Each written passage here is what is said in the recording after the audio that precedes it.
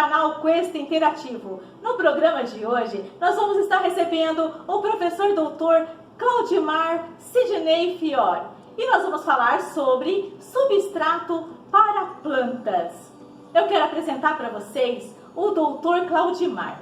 Ele é graduado em agronomia e doutor em fitotecnia pela Universidade Federal do Rio Grande do Sul. Atualmente, ele é professor adjunto do Departamento de Horticultura e Silvicultura do Programa de Pós-Graduação em Fitotecnia da Universidade Federal do Rio Grande do Sul. Eu quero pedir a você que ainda não se inscreveu no canal, se inscreva no canal, porque para nós é muito importante cada inscrito. Isso nos ajuda a estar trazendo novas entrevistas para a plataforma. Eu também quero pedir a você que você aí curta nesse vídeo, que você comente e também que você compartilhe com os seus amigos de WhatsApp e também em suas redes sociais. Doutor Claudimar, seja muito bem-vindo ao canal Quest Interativo. Para nós é motivo de muita alegria e de muita honra poder estar te recebendo. Muito obrigado pelo convite, Elaine, pessoal do Quest Interativo. Para mim é um prazer estar aqui falando para vocês sobre um tema bastante importante para nós que trabalhamos com isso, né? Cultivo de plantas, enfim, em recipientes principalmente, ambiente protegido, e aí nós podemos falar de floricultura, silvicultura, olericultura, algumas plantas de lavoura, enfim, existe uma série de cultivos aí que a gente fala de substrato. Doutor Claudimar, conta pra gente o que é substrato para plantas e também para que serve. Mas o que é substrato? Então a gente vai começar tentando colocar esse conceito. Bom, substrato para plantas, conceitualmente falando, ele é todo o material utilizado em um recipiente para o cultivo de uma determinada planta. Seja uma pequena muda, que depois vai compor um canteiro, seja uma floreira, onde ali esteja uma planta ornamental, seja um recipiente maior, onde eu tenha uma árvore, por exemplo. Então vejam que são diferentes proporções de tamanho, de volume, mas todo o material que é utilizado ali dentro para sustentar aquela planta, ele é utilizado, ele é conceituado como substrato, tá? Bom, existe aí uma certa confusão, né? O que vem a ser, qual é a diferença entre o substrato e o solo. Eu posso dizer que o solo ele pode ser considerado um substrato, né? Se nós levarmos o solo para dentro de um recipiente, ele vai ser o nosso substrato. Mas o solo mineral, ele não se adequa para muitos dos cultivos que nós fazemos, principalmente quando nós utilizamos pequenos recipientes. E aí são características físicas e biológicas, principalmente, que impedem o seu uso, né? Ou que, pelo menos, ao ser usado o solo, ao invés de um outro material com características mais importantes, ele não permite que a planta se desenvolva adequadamente, né? Ou que ela se desenvolve de forma muito inferior ao que seria com um bom substrato, né? Então, se nós pensarmos aí na produção de pequenas mudinhas de alface para depois compor um canteiro, nós temos aí uma célula muito pequena onde essa mudinha vai ser desenvolvida, que nós chamamos de plug, que vem a ser uma bandeja multicelular, onde eu tenho os plugs, cada um vai compor uma muda, e geralmente tem uma altura bastante restrita, né? 2, 3 centímetros de altura, 4, dependendo da bandeja. Essa baixa altura, ela nos remete à necessidade de uma boa drenagem, porque no momento que eu faço uma irrigação e esse material dentro desse recipiente não tem boa drenagem, por ter baixa altura, a água não escoa facilmente, ela fica retida. A água ficando retida, ela compromete a aeração desse material, ou seja, o espaço de ar que a raiz precisa para conseguir se desenvolver. As plantas aquáticas, ao contrário da maioria das plantas que a gente cultiva para alimentação, elas têm a capacidade de se desenvolver em condições de alta alta umidade ou saturadas de umidade. Mas a maioria das outras plantas não, elas precisam de muito ar, muito oxigênio, muita troca gasosa. E se eu não tiver um bom substrato, isso não acontece, essa troca gasosa não acontece e compromete muito o desenvolvimento dessas plantas. Então, isso já dá um indicativo de que, quando nós utilizamos um substrato, nós temos que saber qual é a necessidade de aeração para as plantas que nós vamos cultivar. Em geral, nós balizamos isso pela altura do recipiente, que é o que determina a capacidade de drenagem de um determinado recipiente, né? Desculpe a redundância aí. Mas, por exemplo, se nós temos o mesmo substrato, tá? O mesmo material, utilizado em um recipiente de 3 centímetros de altura, e em um outro recipiente com 30 centímetros de altura, a camada onde essa água se concentra no recipiente vai ter a mesma altura independente dos recipientes. Proporcionalmente, nós teremos no recipiente pequeno um espaço de aeração muito restrito. Então, isso já nos indica que para recipientes muito pequenos, nós precisamos de um material com uma porosidade bastante alta, ao contrário de um recipiente mais alto, porque a própria capacidade de drenagem vai fazer com que essa água não tome conta da maior parte desse recipiente.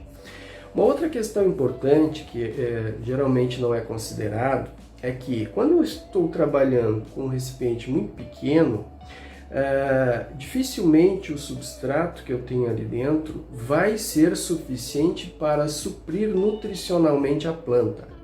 Então, quando eu trabalho dessa forma, eu não preciso considerar que esse substrato vai ser responsável pela nutrição. Essa nutrição vai ser acrescentada através da fertirrigação ou através de outro tipo de adubação, tá?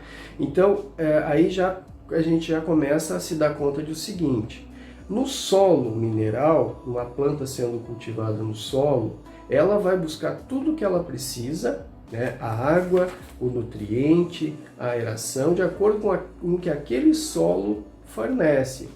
No momento que essa mesma planta está em um recipiente restrito, eu vou suprir aquilo que ela precisa, aquilo que ela encontraria buscando com as suas raízes lá no solo, uma vez que lá ela tem liberdade para desenvolver essas raízes, a profundidade e a área que ela bem entende.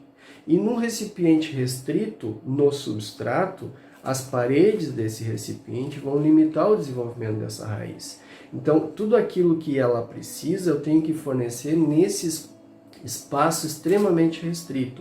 Então, eu tenho que ter muito cuidado com essas características desse material para que a planta encontre tudo que ela precisa, principalmente condições físicas, que é espaço para que ela consiga desenvolver essas raízes, baixa retenção de água, porque essa retenção de água vai ser o que vai me dizer quanto de irrigação eu tenho que colocar, e dependendo do caso, quando são recipientes muito pequenos, a irrigação vai ter que ser mais frequente, porque eu sei que esse substrato não retém muita água.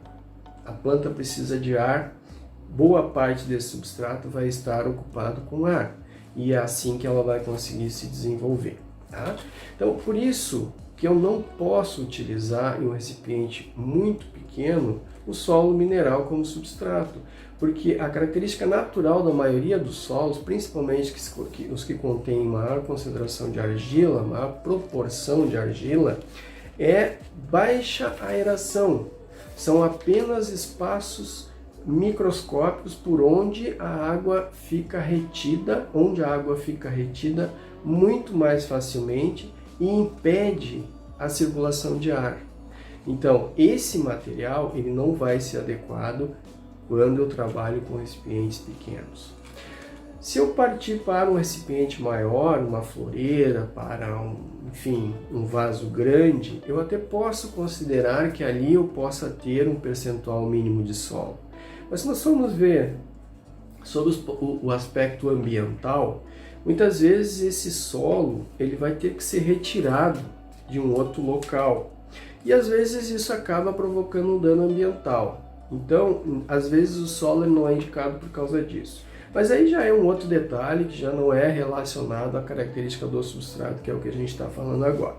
Então, resumidamente, o substrato ele é todo um material utilizado em recipiente para cultivo de plantas, que vai servir basicamente para suporte daquela planta e para modular essa umidade, essa nutrição, que vai ser adicionada de uma forma externa, sendo aplicada por fertirrigação ou por outro tipo de adubação.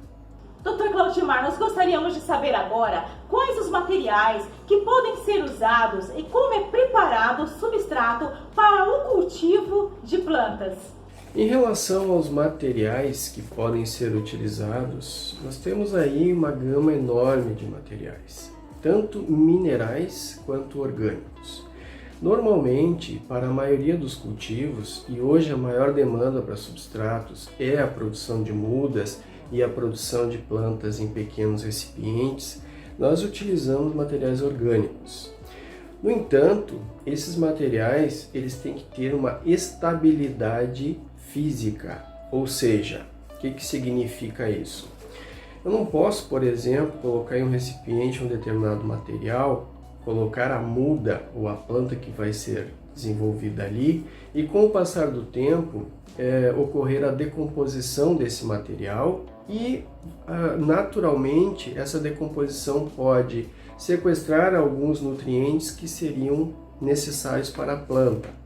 Então esse material ele não se presta para uso como substrato. E eu posso citar um exemplo, uma serragem in natura, uma serragem recém-retirada de um processamento de madeira. Se ela for utilizada como substrato, ela vai entrar em decomposição. Dependendo da madeira, essa decomposição vai ser mais rápida ou mais lenta, mas ela vai entrar em decomposição e ela vai atrapalhar a planta que está se desenvolvendo ali. Então, material orgânico que não esteja estabilizado, sob o ponto de vista químico e físico, ele não pode ser utilizado, ele não deve ser utilizado. Tá? E o que vem sendo utilizado, né, de material orgânico? Nós temos aí uma infinidade de materiais, por exemplo, compostos, materiais compostados, né? Nós temos lá resíduos de poda, cascas de árvores. Esse material passou por um processo de compostagem, né, através de micro-organismos, ficou lá numa pilha de compostagem por 3 meses, 4 meses, 6 meses ou até 2 anos, dependendo do material. Então, nós dizemos que ele está estável. Ele colocar um recipiente em contato com alta umidade e temperatura, ele não vai seguir se decompondo, a exemplo da serragem. Então já é um material que pode ser utilizado. Tá? E aí a gente tem inúmeros casos, geralmente materiais que são subprodutos de outros processos industriais. E as cascas de árvores, elas são exemplos bem importantes. Nós temos, por exemplo, na extração de madeira, aquela casca que não fica lá no campo, casca de pinos, por exemplo, ela não fica lá no campo, ela é levada para o processamento. Essa casca geralmente ela acaba ganhando alguns destinos, por exemplo, geração de energia, né, quando existe uma caldeira próxima, enfim, para outras utilizações desse tipo, enfim, mas uma das formas de aproveitar esse material é fazendo a sua decomposição e depois utilização como substrato. E é um excelente material como substrato. Ele tem propriedades químicas muito interessantes. Tem aquela questão que, não, porque o pinus é uma planta que produz substâncias que dificultam o crescimento de outras plantas. Isso não acontece com a casca de pino se ela for compostada. Ela pode ser utilizada muito bem. Casca de eucalipto também pode ser utilizada, mas a casca de eucalipto ela gera uma condutividade, ou seja, uma salinidade, às vezes um pouco alta, então ela tem que ser misturada a outros materiais, mas também ela é bastante interessante. Tá? Fibra de coco, o subproduto, né, da retirada da água de coco, do coco que vai ser industrializado, né? Aquilo que sobrou do fruto, que é bastante fibroso, aquele material tem características excepcionais para a utilização como substratos. Então, existem empresas hoje que se dedicam a isso, exploram essa atividade de forma muito cuidadosa, porque o coco, como geralmente ele é produzido em região litorânea, se esse material não for processado de forma adequada, ele pode conter resíduo de sal, né? E esse resíduo, em contato com as plantas depois no cultivo, ele vai atrapalhar, ele vai ser prejudicial à planta. Então, tem que ser um material muito bem processado.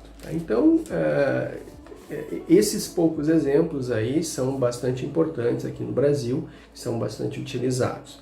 Depois nós temos hoje, mundialmente falando, o substrato, o material básico para a maior parte dos substratos é a turfa. O que é a turfa? Bom, a turfa é um material que foi decomposto através de um processo anaeróbico que gerou uma estabilidade física do material e que esse material manteve boa parte das suas características, né? Por exemplo, a parte fibrosa, que é o que interessa muito no cultivo, para um cultivo como um substrato, porque a fibra em um substrato, ela permite o espaço de aeração, né? Então, as turfas elas são muito utilizadas, principalmente aqui falando em Brasil, da região de São Paulo para baixo, no sentido de São Paulo em direção ao sul, porque a fibra de coco ela acaba chegando aqui por um preço um pouco superior, dependendo do caso, um preço um pouco superior à turfa. Então, é o que justifica o uso da turfa em maior proporção nos substratos nessa região. Tá? Depois nós temos um outro material que é muito interessante para condicionador de substrato, ou seja, aquele material que é utilizado para gerar alguma condição favorável, né, que é a casca de arroz carbonizada ou casca de arroz torrefada, né? O processamento dela é semelhante à fabricação de um carvão, né? Você coloca esse material a elevada temperatura, provoca aí a carbonização, mas não a queima, porque se você queimar, você vai ter a cinza da casca de arroz, e aí gera um material com propriedades físicas bem diferentes. Qual a vantagem da casca de arroz torrefada ou carbonizada? Ou alguns chamam de palha de arroz, mas eu estou me referindo àquela casca que é um subproduto do descascamento, né, do grão. No momento da carbonização, ela mantém aquele formato original, mas ela entra em instabilidade física e química. E esse material pode ser utilizado puro em alguns métodos de propagação, por exemplo, para estaquia, para aclimatização de plantas produzidas in vitro, mas normalmente ele vai ser misturado a um outro material para agregar espaço de aeração. A casca de arroz ela tem essa capacidade. Como ela tem a estrutura do material permite espaços, né, de ar, ela ajuda a transformar um material que é importante do ponto de vista físico, mas que não tem esse espaço de aeração necessário. Então é misturado. E aí eu entro num outro detalhe importante quando a gente fala em fabricação de substrato. Dificilmente um substrato vai ter apenas um material na sua composição. Ele tem uma série de materiais. Então ele vai ter o material que é utilizado em maior proporção, né? Que pode ser, no caso, uma turfa ou uma fibra de coco. Ele vai ter um outro material que vai gerar aí uma maior capacidade de retenção de água, que pode ser uma vermiculita, uma perlita, que são materiais minerais, que são produzidos através de rochas especiais a altas temperaturas, gerando um material leve, mas com alta capacidade de absorção de água, né? E depois nós temos ainda os aditivos, né, que são os fertilizantes, que são os micro-organismos, que muitas vezes são utilizados, micro-organismos benéficos misturados aos substratos, sejam eles rizóbios, que fixam nitrogênio, sejam eles micorrizas, que em associação com as raízes das plantas vão permitir uma maior absorção de fósforo, por exemplo, N outros. Então nós temos basicamente 3 materiais em cada composição de substrato. Né? Um que vai ser em maior proporção, em maior volume, o outro que vai condicionar fisicamente e o outro que vai ser o aditivo. Esse aditivo não significa que ele vai suprir a planta com fertilizante durante todo o seu ciclo. Não. Esse vai ser o que nós chamamos de adubação de base, ou então micro-organismos benéficos, né, misturados nesse aditivo, mas a parte da fertilização, a parte nutricional que essa planta vai precisar, vai ser adicionada através da fertirrigação depois. Né? Ou então, se forem recipientes maiores, através da própria adubação com adubo granulado, seja ele prontamente solúvel, seja ele NPK, né, utilizado em grandes culturas, ou fertilizantes de liberação controlada, que aí para cada cultura você vai ter um material, uma formulação específica. Tá? Então, os materiais, enfim, eles são diversos, são muito diversificados. E nós temos no Brasil hoje fábricas bastante comprometidas com qualidade, isso é bom que se diga, nós temos excelentes materiais e nós temos materiais para cada cultivo. Então, se você entrar em contato com uma empresa que fabrica substrato, ela vai indicar o substrato para a olericultura, ela vai indicar o substrato para determinada cultura ornamental, dependendo da fase da cultura vai ser um material ou outro, inclusive com a fertilização que for necessária. Para as espécies florestais produzidas em pequenos recipientes, como os tubetes de 55 ml, por exemplo, você vai ter um material mais indicado para ela. Né?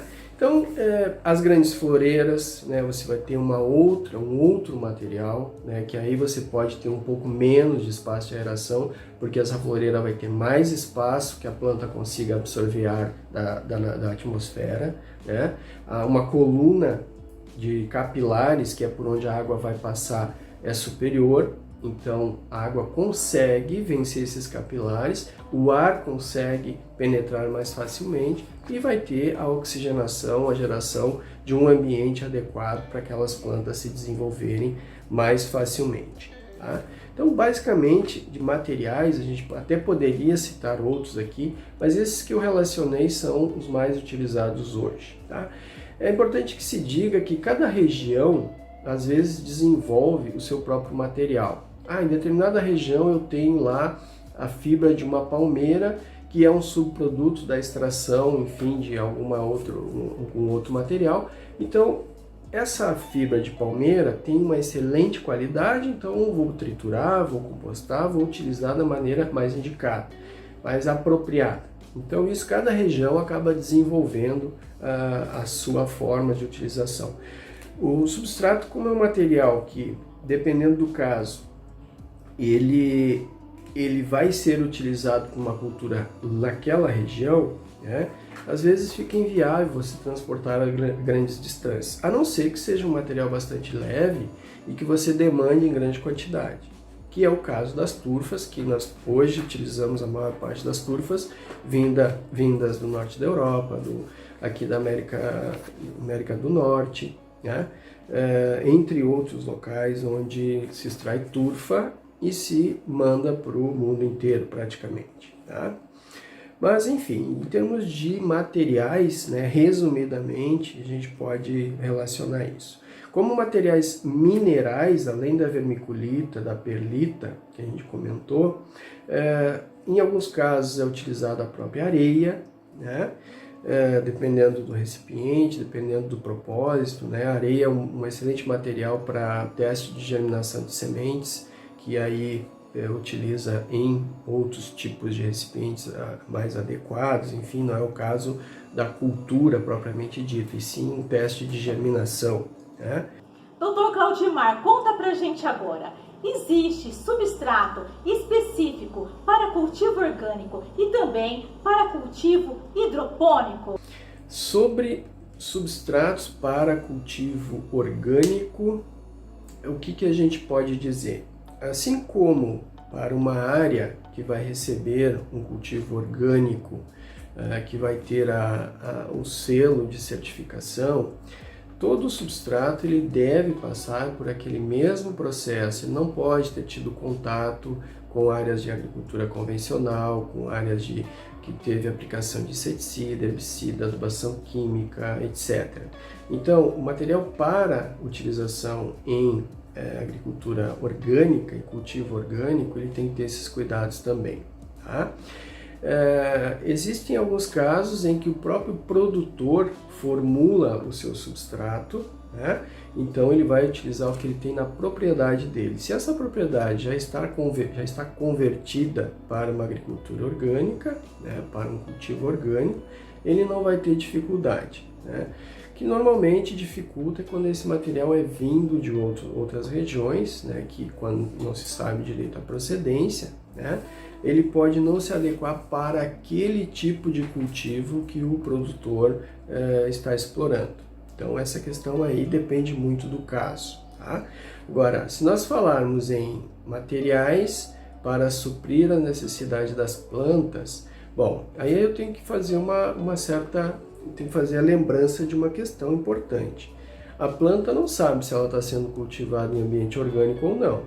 O que ela vai precisar, independente de que sistema ela está sendo cultivada, vai ser aquele espaço de aeração, vai ser aquela retenção de água, vai ser aquela nutrição. Então, eu tenho que pensar que para um cultivo orgânico, eu preciso das mesmas condições físicas, principalmente, do que num sistema convencional.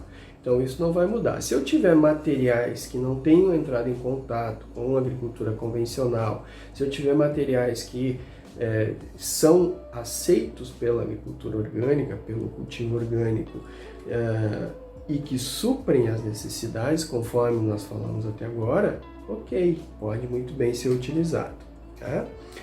Falando de cultivo hidropônico, bom, o cultivo hidropônico ele difere bastante de tudo que a gente falou, porque o cultivo hidropônico ele vai exigir que eu faça uma aplicação da fertilização para cada momento da cultura de forma apropriada, independente do substrato que eu estou usando. Então, quando eu utilizo um material para substrato para cultivo hidropônico, eu posso utilizar o mais inerte possível, que ele vai servir apenas para a sustentação daquelas plantas, tá? Então, existem N materiais, né, que são utilizados. Em alguns países utilizou-se durante muito tempo a lã de rocha, hoje a maioria deles já não se pode mais utilizar, porque isso gera um resíduo muito grande, não se tem onde depositar isso. Areia, bastante utilizada, areia mais grosseira, enfim, outros materiais minerais, principalmente minerais, né? Porque o material orgânico ele vai ter um tempo de vida um pouco mais restrito, um tempo de uso um pouco mais restrito, né? E ele pode influenciar na nutrição que está sendo oferecida através de uma lâmina de água na hidroponia, tá?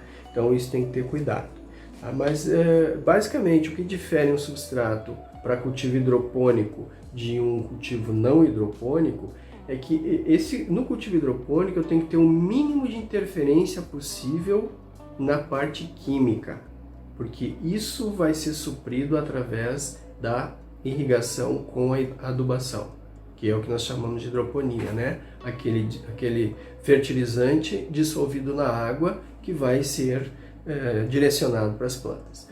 O material que está sendo bastante utilizado aí em alguns locais e é bastante adequado pelas suas características físicas e é praticamente inerte quimicamente é a argila expandida. A argila expandida é aquele material que é uma argila que foi levada a um forno, uma alta temperatura, e ele gerou espaços internos bastante grandes pela evaporação da água que ali estava presente, que acabou deixando o material extremamente leve, com muitos poros internos. Então esse é um material que para alguns cultivos está sendo bastante usado, né? Mas para outros a areia supre muito bem, enfim, uma série de outros materiais aí, ok? Doutor Claudimar, nós gostaríamos de saber agora qual a relação entre os substratos, irrigação e fertirrigação. Se nós falamos em substrato, nós não podemos deixar de levar em consideração que irrigação que eu tenho, que recipiente que eu tenho.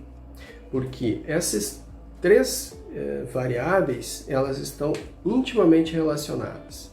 Então, quando eu tenho um substrato que retém um pouco mais de água, eu tenho que diminuir a irrigação.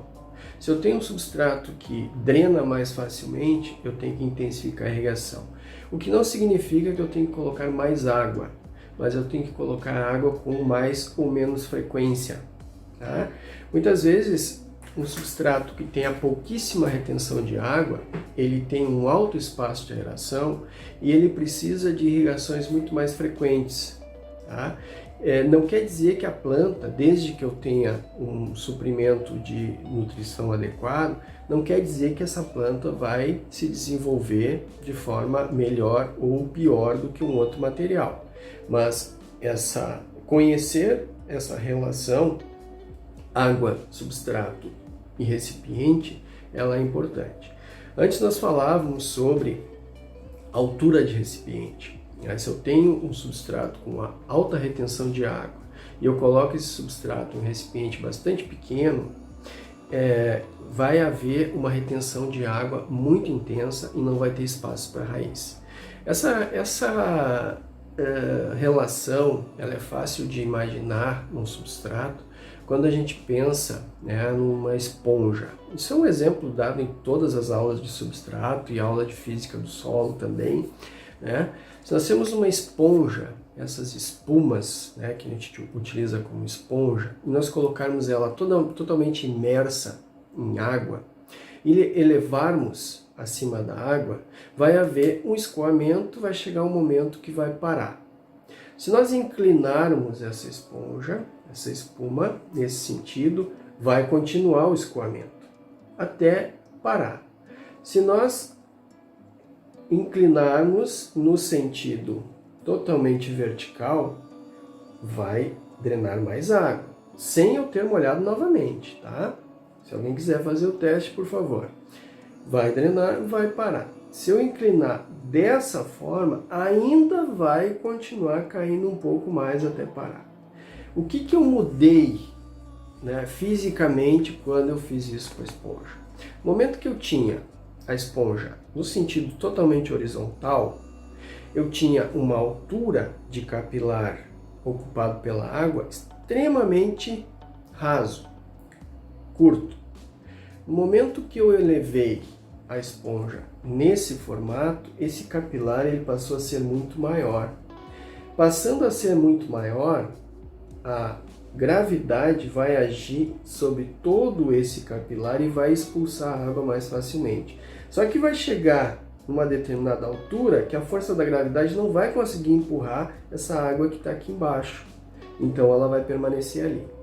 No momento que eu viro assim, eu trago mais água que estava retida aqui, que estava na parte inferior, aumenta a altura do capilar pela água que desceu, novamente a gravidade vai agir e vai fazer com que essa água desça até ocupar uma altura mínima de capilar. Com isso, o restante escoa. Quando eu faço assim, a mesma coisa. Então, quando eu tenho um recipiente bastante grande, mas de uma altura baixa, eu tenho um capilar muito restrito. Eu tenho esse capilar saturado de água. Tá? Esse mesmo material utilizado nesse recipiente, quando eu levo para um recipiente alto, ele vai manter a mesma altura do capilar, mas lá embaixo, todo esse espaço aqui vai estar ocupado por ar. Tá? Enquanto que, quando ele estava assim, o espaço ocupado por ar no capilar vai ser muito menor. Então, essa analogia, ela nos ajuda a entender por que eu não posso usar o mesmo material em um recipiente que é extremamente baixo e outro recipiente que é extremamente alto.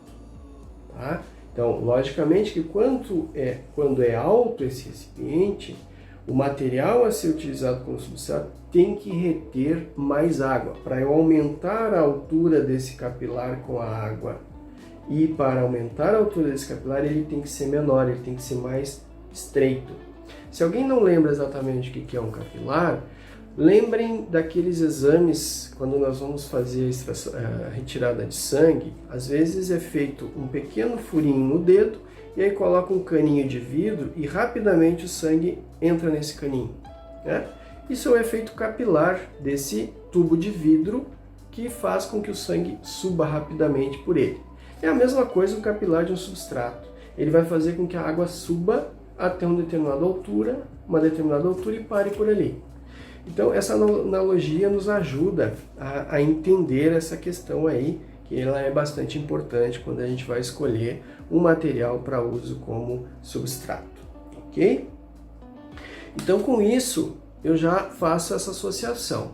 Eu vou precisar usar uma quantidade de água maior ou menor de acordo com a altura do meu recipiente e de acordo com o material que eu tenho como substrato. Por isso que existe uma relação tão íntima entre essas três variáveis. Tá? Eu não posso falar em demanda de água de uma determinada cultura sem levar em consideração isso. Eu tenho o básico, né? Determinada cultura precisa de 15 a 20 milímetros de água por dia para o seu desenvolvimento. Só que se eu aplicar toda essa água em um substrato bem drenado, de uma vez só, vai drenar e eu vou precisar aplicar novamente ao longo do dia. Agora, se eu tenho um substrato que retém muita água, eu aplico essa mesma lâmina, vai ficar totalmente retido ali. Vai ter água à vontade para a planta, mas vai faltar ar. Então tem que equilibrar. Então não existe uma regra, não existe um pacote pronto.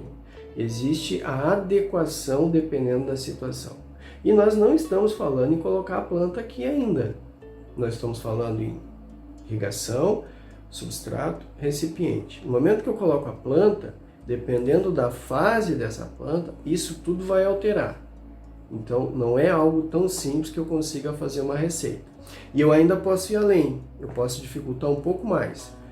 Imaginem um dia de inverno, estou falando de Porto Alegre, estou aqui no Rio Grande do Sul, um dia de agosto, julho, agosto, aqui no Rio Grande do Sul, alta precipitação, alta umidade do ar, comparado com o dia de dezembro ou janeiro. Baixíssima umidade do ar, ficou 20 dias sem chover, tudo seco, calor altíssimo.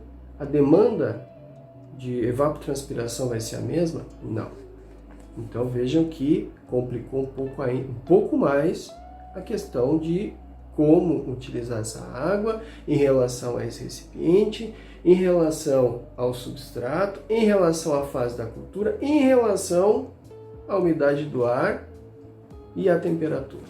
Então, tudo é uma questão de você saber com o que, em que momento e que condições você está trabalhando. Dr. Claudimar, vamos falar um pouquinho agora sobre problemas fitossanitários. Nós gostaríamos de saber se ocorrem problemas fitossanitários em sistemas com o uso de substratos. Como controlar os agentes de doenças e as pragas associadas aos substratos? Bom, falando em pragas e doenças relacionadas a substratos. Isso é uma questão bastante complicada e eu acrescentaria a essa pergunta as plantas indesejadas, né? Então, dependendo do material, se é um substrato que foi produzido exposto a uma fonte de contaminação, por exemplo, uma compostagem, quando ela é feita adequadamente, em um ambiente isolado, a temperatura do processo de compostagem elimina a imensa maioria dos micro-organismos que provocam doenças em plantas, pragas também. No entanto, se esse material, após compostado, ele ficou armazenado, exposto à chuva, exposto a respingos de água do solo, exposto a ventos que tragam sementes de ervas invasoras, ele já vai estar contaminado e no momento que eu colocar isso no recipiente com a planta, lá no consumo final, ele pode desenvolver uma doença para essa planta ou uma praga pode surgir ali. Além disso, as ervas invasoras, né, aquelas indesejadas, cujas sementes foram trazidas pelo vento e depositadas nessa pilha de substrato que foi mal armazenado, elas podem trazer problemas sérios, porque hoje, num cultivo em recipiente, se eu tiver que fazer o controle de plantas indesejadas, dependendo do tamanho da estufa, eu preciso de várias pessoas só para isso, porque as plantas indesejadas em um ambiente cultivo intensivo, elas são bastante agressivas, tem algumas inclusive que foram selecionadas de forma não intencional, mas foram, e acabam produzindo um grande número de sementes, frutos que são, que a gente chama de explosivos, né? O fruto que ao abrir eles lançam as sementes a grande distância, passando de um vaso para o outro, e aí quando a gente percebe, todo o ambiente de cultivo está ocupado por essas invasoras. Então, isso é um outro cuidado bastante importante que tem que se ter. As empresas, elas utilizam uma série de cuidados aí para evitar, e aí tanto para evitar problemas de doenças e pragas quanto de invasoras, seja um processo de fabricação onde eu não tenho contato com esses agentes, ou então na fase final da produção do substrato há uma pasteurização, eliminando todos os micro-organismos e pragas e além das espécies invasoras. Mas isso tem que se ter muito cuidado, tem que se ter garantia da origem desse material para evitar esses problemas. Se eu estou cultivando em casa, né, eu tenho o cuidado de estar de vez em quando lá retirando as invasoras que surgem, isso não me parece um problema tão grande. Agora, se eu passar isso para um ambiente onde eu tenho centenas, milhares de pequenos recipientes com plantas, ou em alguns casos aí milhões, como é o caso da produção de mudas em grande escala, né, se eu tiver que tirar uma mudinha de cada recipiente desse, eu vou precisar de algumas pessoas somente dedicadas a isso. Então, esse é um critério que tem que ser considerado na hora de definir o material a ser utilizado como substrato. Isso é bastante importante também, tá? Dr. Claudimar, quais são as vantagens e desvantagens do uso de substratos em relação ao plantio em terra? Se nós formos falar em vantagens de usar o cultivo em substratos, a gente tem que pensar o seguinte: hoje, com a intensificação dos cultivos, cultivo intensivo em ambiente protegido, a gente não fala mais em cultivo em solo, tá? Porque eu ganho em área, né, no momento que eu coloco as plantas em recipientes, eu manejo esses recipientes daqui para lá, de lá para cá, então é impossível eu conseguir aproveitar esse mesmo espaço se eu estiver cultivando no solo. Isso é algo que não tem nem como comparar. Então, o benefício de você cultivar em substrato, ou seja, cultivar em recipientes, ele vem pelo aproveitamento de área, né? E existem casos, inclusive, que você tem andares, né? Ou seja, a mesma área você está usando diferentes alturas com cultivos, que é o que otimiza ainda mais de forma bem mais eficiente esse espaço. Então, o cultivo no solo, você tem ali o solo estático, o solo físico, né? O solo natural, e aí você vai utilizar culturas perenes, culturas que permaneçam por período prolongado nesse ambiente, né? Lavouras, pomares, etc. E nos ambientes com cultivo protegido, que é em caso de vegetação, em ambiente sombreado, enfim, você utiliza recipientes e aí sim com o substrato e não o solo, tá? Dr. Claudimar, conta pra gente como devem ser acondicionados os substratos. O substrato, quando ele é produzido, ele foi testado inicialmente, depois passou a ser industrializado. Esses testes passam por alguns critérios, né, que simulam, né, o que o produtor vai fazer, né, na média, na hora da utilização. Uma das principais características, propriedade do substrato, é a sua propriedade física. Dependendo de como ele maneja esse material, ele vai alterar as propriedades físicas, tá? Por exemplo, se eu chegar com um recipiente né, preencher esse recipiente e ficar socando, ficar batendo para caber mais, eu alterei totalmente as propriedades físicas. Eu diminuí os poros, porque no compactar diminui os macroporos e aumenta os poros menores, tá? E já altera a retenção de água, altera a aeração. Tá? Quando a indústria fabrica um substrato, ela leva em consideração que o produtor vai manejar de uma determinada forma, que às vezes até ele dá no próprio carregar o material, pode haver uma certa compactação leve, mas não aquela compactação de você preencher um substrato e ficar batendo ele para caber mais, como muito se utilizava. Em alguns casos a gente até vê isso hoje, mas menos do que antigamente, né? O que você está fazendo quando você faz esse movimento de bater o recipiente, seja uma bandeja, seja um saquinho, enfim? Você está alterando as características físicas no interior desse recipiente. O substrato que ele era altamente poroso, no momento que você bateu, ele abriu espaço na parte superior, relacionado com o espaço que foi restrito na parte inferior. Então você diminuiu aquele tamanho de poros que proporcionaria o desenvolvimento das raízes. Então esse cuidado na hora de preencher o recipiente tem que se ter. Enquanto o substrato ainda está ensacado, ou enquanto ele está depositado lá na propriedade, você tem que ter o cuidado para não deixar ele secar muito. O substrato orgânico, quando ele seca totalmente, você dificilmente vai conseguir molhar sem um tratamento especial. Que o material orgânico, conforme ele perde água, ele passa a ser hidrofóbico. O que é hidrofóbico? É como se ele tivesse uma oleosidade. Você coloca a água atinge a superfície, mas não molha. O substrato orgânico ele tem essa capacidade de se transformar em uma superfície hidrofóbica. Uma vez seco excessivamente, para voltar a molhar esse material, é bem complicado, é bem difícil. Então, um dos cuidados que eu recomendo é que esse material não fique armazenado tomando sol direto, não fique exposto a um ambiente muito seco, né?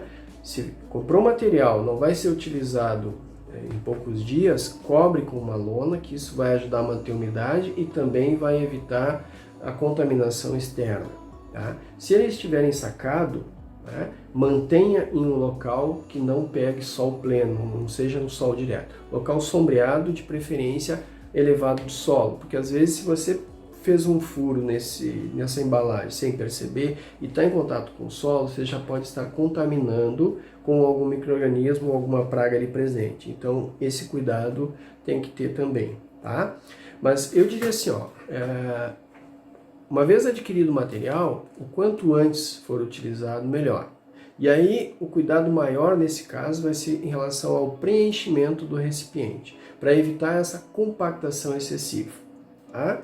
Isso é fundamental para manter essa característica, para manter essas propriedades físicas benéficas ao desenvolvimento das plantas que todo material tem, ou pelo menos deve ter, né? Quando ele é indicado para determinada cultura. Tá? Então, isso é uma questão que é bastante importante esse cuidado, ok? Doutor Claudimar, no caso de hortas e pomares, existem substratos específicos a serem usados? Como é que eu vou escolher um material na hora de fazer um plantio? Bom, se eu sou uma pessoa que faço um cultivo como hobby, né, eu vou até um local que comercializa esse material, eu vou procurar na embalagem as características químicas dele, pH e condutividade elétrica. A condutividade elétrica de um substrato ela tem que ser baixa. Tá? Se eu tiver uma condutividade acima de 1,5, 2 milisiemens por centímetro, não é para todo cultivo que ele vai ser indicado. Essa salinidade pode ser muito alta. Tá? Em alguns casos até 3 milisiemens, tranquilo. Tá? Mas se eu tiver um substrato com uma condutividade elétrica baixa, e lá na embalagem vocês vão ver como CE, tá? Condutividade elétrica, e eu fizer uma adubação, né? Se ela estiver baixa, a adubação vai ser bem aceita pela planta. Agora, se ela estiver alta, essa adubação já pode exceder o limite que a planta tolera, porque ela já tem uma carga de sais ali presentes e pode exceder o limite que a planta tolera. Então tem que ter esse cuidado. Outra questão é o pH. Para que planta eu vou utilizar? A maioria das plantas que nós temos em cultivo hoje, elas se adequam bem a um pH em torno de 6. Tá? Então a maior parte dos substratos tem 6 a 6,5 pH. Algumas mudas, algumas plantas nativas, né, principalmente aqui na região sul do Brasil, em outras regiões também, mas aqui a gente percebe isso, elas estando em um pH acima de 6, elas começam a manifestar alguns sintomas de deficiência nutricional, porque a absorção de nutrientes está totalmente relacionada com o pH do meio, no caso o substrato.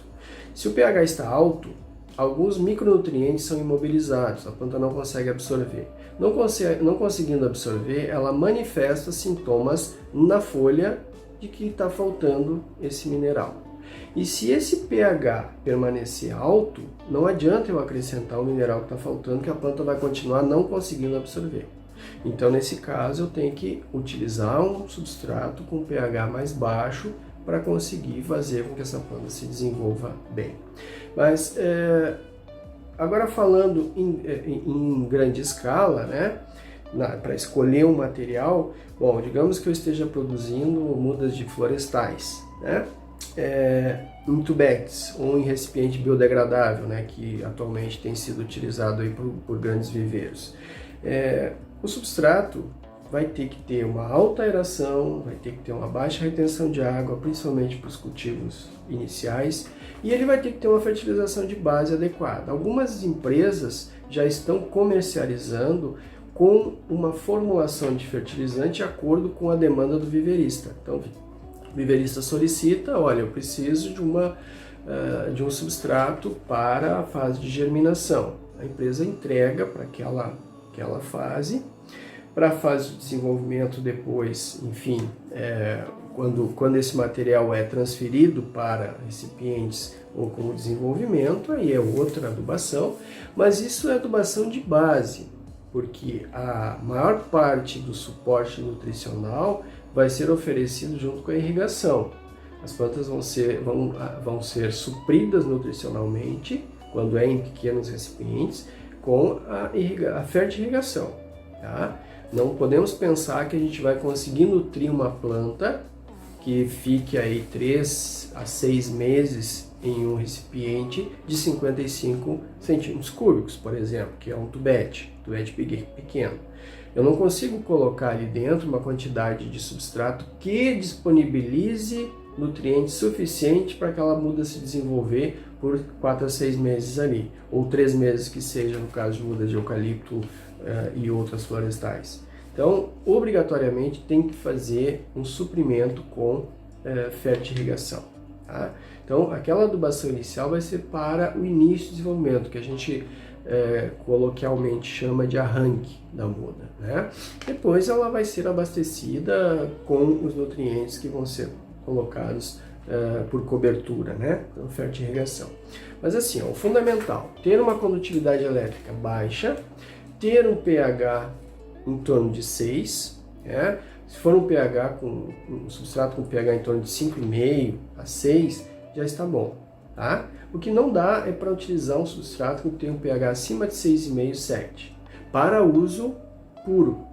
Se eu for fazer uma mistura com outro material que eu sei que tem pH mais baixo, ok. Mas se é ali que eu vou cultivar, quando ele tem 6,5 para cima, 7 para cima, já posso ter alguma restrição de absorção de nutrientes, tá?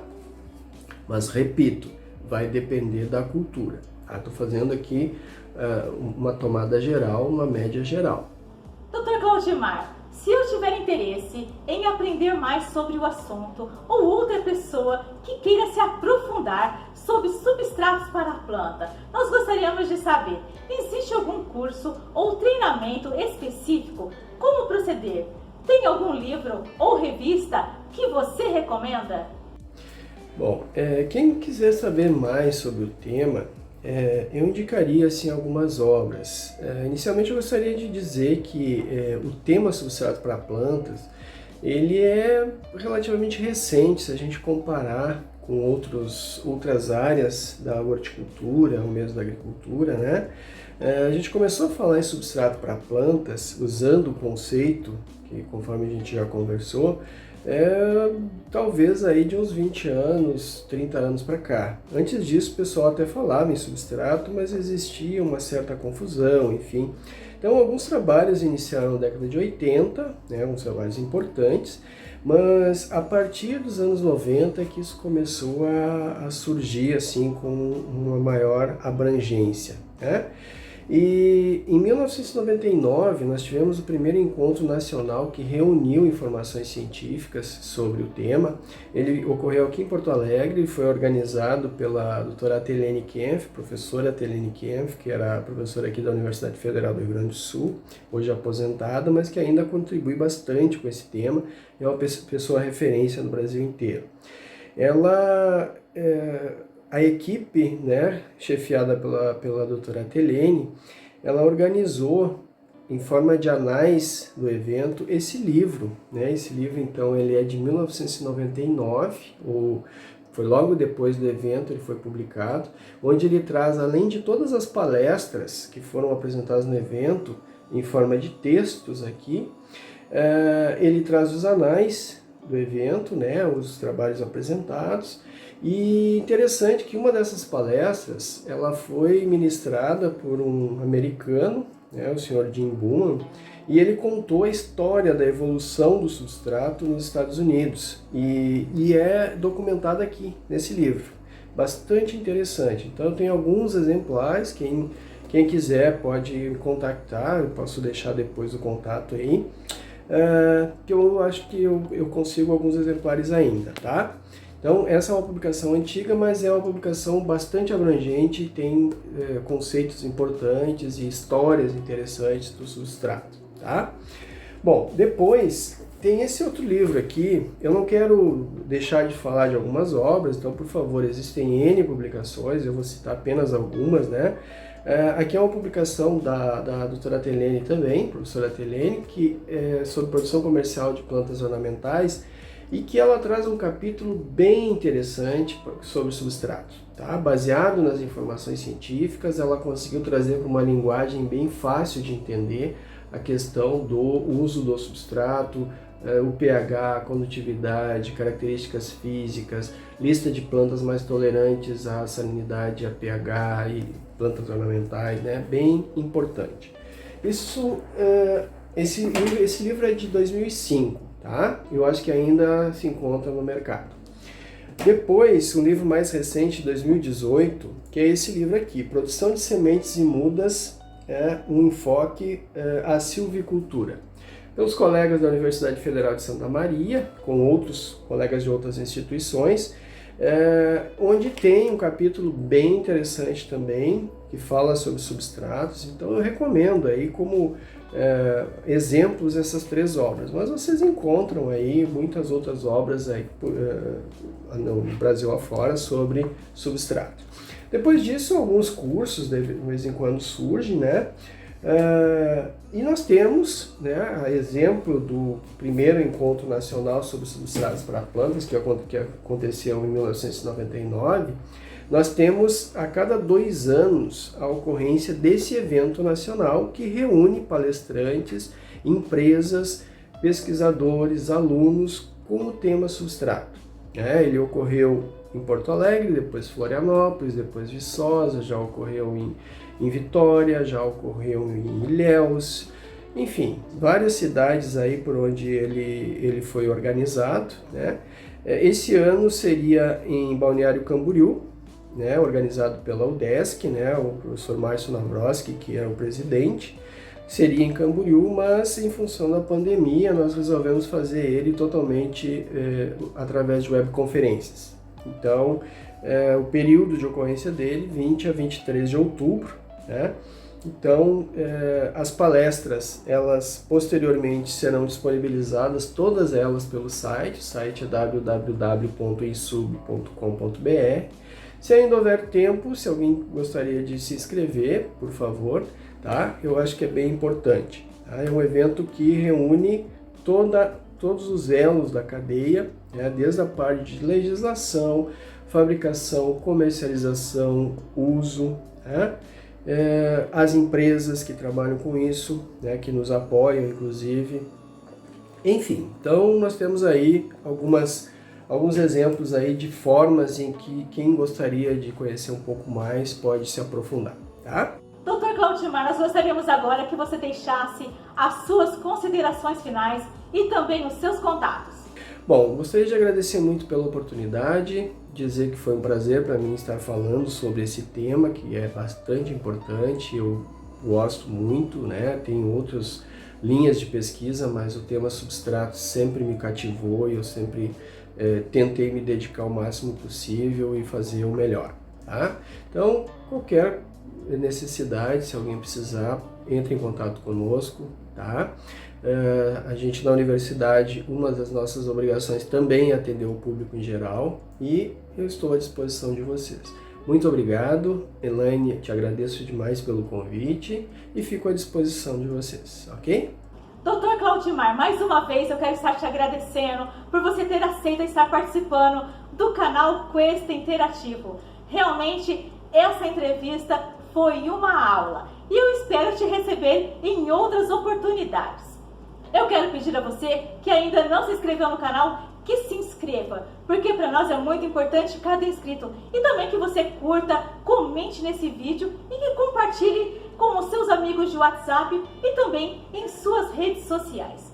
Eu aguardo você na próxima semana com mais uma entrevista do canal Quest Interativo. Um forte abraço e até lá!